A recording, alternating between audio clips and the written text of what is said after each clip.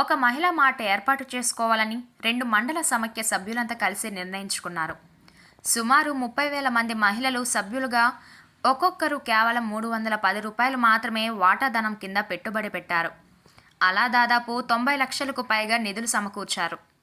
అలా వచ్చిన డబ్బుతో వెంటనే గరివిడి ఎస్కోటాలో 2 పెద్ద బిల్డింగ్స్ అద్దెకు తీసుకొని కార్పొరేట్ మాల్ను తలపించేలా సుందరంగా తీర్చిదిద్దారు. పూర్తిగా డ్వాక్రా మహిళలు ఏర్పాటు చేసుకుంటున్న బిజినెస్ కాబట్టి దానికి చేయూత మహిళా మార్ట్ అని పేరు పెట్టుకున్నారు. ఆ తర్వాత ఆ మహిళా మార్ట్స్లోకి అన్ని రకాల కిరాణా ఫ్యాన్సీ ఐటమ్స్ పెట్టేలా ప్రణాళికలు రూపొందించుకున్నారు. అంతేకాదు మార్ట్లో డ్వాక్రా మహిళలు తయారు చేసిన పలు రకాల ఉత్పత్తులు పెట్టగా మిగతా ఫ్యాన్సీ కాస్మెటిక్ ప్రోడక్ట్స్ కోసం ఐటీసీ, హెచ్యుఎల్, ఫ్లిప్కార్ట్ వంటి సంస్థలతో అనుసంధానమయ్యారు. మహిళలే నేరుగా నడుపుతున్న సంస్థ కావడంతో ఆయా సంస్థలు సైతం బయట మాల్స్ కన్నా ఈ మార్ట్స్కి తక్కువ ధరకి అందించేలా ఒప్పందం కుదుర్చుకున్నాయి.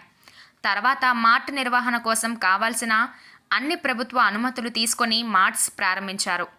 అలా ప్రారంభించిన మార్ట్ తక్కువ సమయంలోనే మంచి ఆదరణ పొందాయి.